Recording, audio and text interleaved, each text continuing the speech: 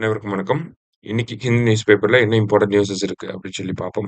So முதல்ல வந்து பார்த்தீங்கன்னா, chief minister unveils portrait of Periyar at Oxford university அப்படின்னு சொல்லி குடுத்துருக்காங்க. சரியா? ஸோ ஆக்ஸ்ஃபோர்ட் யூனிவர்சிட்டியோட கேம்பஸ்ல நம்ப பெரியார் அவர்களுடைய உருவச்சிலைய வந்து நம்ம முதலமைச்சர் வந்து திறந்து வச்சிருக்கிறார். ஸோ அதுதான் இங்க குடுத்துருக்காங்க. ஸோ திறந்து வச்சதும் இல்லாம வேற என்ன பண்ணியிருக்காங்க அப்படின்னு சொல்லி பார்த்தீங்கன்னா, 2 புத்தகங்களையும் வந்து ரிலீஸ் பண்ணியிருக்காங்க. சரியா? ஸோ என்ன புத்தகங்கள் அப்படின்னு சொல்லி பார்த்தீங்கன்னா, the Cambridge companion to Periyar, a book edited by A R. Venkatachalapathy and Karthik Ram Manoharan அப்படின்னு சொல்லி குடுத்துருக்காங்க. ஓகேவா? ஸோ இந்த book the Cambridge companion to Periyar அப்படின்னு சொல்லி குடுத்துருக்காங்க. ஓகேவா?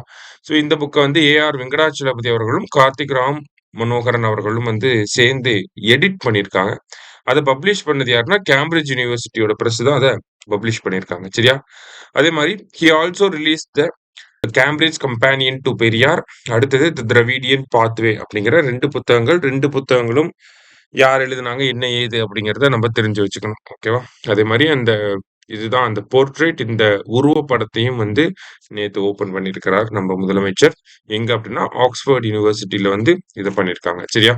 ஸோ கேட்டா ஃபர்ஸ்ட் இததான் கேட்பாங்க. எந்த யூனிவர்சிட்டில பெரியாருடைய சிலை இல்ல, இந்த உருவப்படம் அப்படிங்கிறது திறந்து வைக்கப்பட்டிருக்கு அப்படின்னு சொல்லி பார்த்தீங்கன்னா, ஆக்ஸ்ஃபோர்ட் யூனிவர்சிட்டில தான் திறந்து வச்சிருக்காங்க. ஓகேவா? ஸோ அதான் முதல் செய்தியில பார்க்குறோம். அடுத்ததா வந்து பார்த்தீங்கன்னா, நமக்கு ரீசென்ட்டா வந்து என்விரான்மென்ட் ஆடிட் ரூல்ஸ் 2025 அப்படிங்கிறத மத்திய அரசாங்கம் வெளியிட்டிருந்தாங்க. சரியா? Environment audit rules 2025. இதுல என்ன சொல்ல வராங்க அப்படின்னு சொல்லி பார்த்தீங்கன்னா, நமக்கு எப்படி சார்ட்டர்ட் அக்கவுண்டன்ட்ஸ் இருப்பாங்க, ஆடிட்டர்கள் இருக்காங்க இல்லையா? அதே மாதிரி புதுசா என்விரான்மென்டல் ஆடிட்டர்ஸ் அப்படின்னு சொல்லி ஒரு கிளாஸ வந்து உருவாக்க போறாங்க. ஓகேங்களா? Environmental auditors. ஸோ இப்ப பிரைவேட் கம்பெனிஸ் வந்து என்விரான்மென்டல் ஆடிட்டர்ஸ் அப்படின்னு சொல்லி சர்டிஃபிகேஷன் வாங்கிக்க முடியும். யாருகிட்ட இருந்துன்னா, மினிஸ்ட்ரி ஆஃப் என்விரான்மென்ட் கிட்ட இருந்து.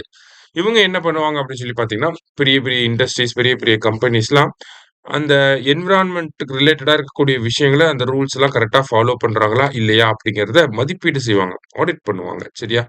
ஸோ அதுதான் இந்த என்விரான்மென்டல் ஆடிட்டர்ஸோட வேலையா இருக்கும். அரசாங்கத்தோடைய ஒரு வேலைய இந்த மாதிரி தனியார்கிட்ட நம்ம குடுக்க போறோம். இப்ப ஏன் அரசாங்கத்தினாலேயே பண்ண முடியாதா அப்படின்னு சொல்லி பார்த்தோம்னா, 3 முக்கியமான பிரச்சனைகள் இருக்கு. அரசாங்கத்தினால பண்ண முடியாது அப்படிங்கிறதுக்காக. என்னென்ன பிரச்சனைகள் இருக்கு அப்படின்னா, ஃபர்ஸ்ட் மேன் பவர் இஷ்யூஸ் வந்து இருக்கு. சரிங்களா? போதுமான அளவு என்விரான்மென்ட் டிபார்ட்மென்ட்ல, அதுவும் இந்த மாரி என்விரான்மென்டல் ஆடிட்டிங் பண்ணக்கூடிய அளவுக்கு மேன் பவர் அப்படிங்கிறது இல்ல.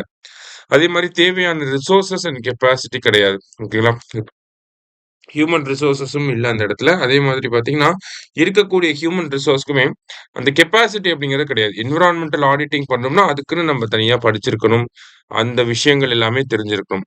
எக்ஸ்க்ளூசிவா அது மட்டும் தான் உங்களோட ஜாபாவே இருக்கணும். இல்லையா?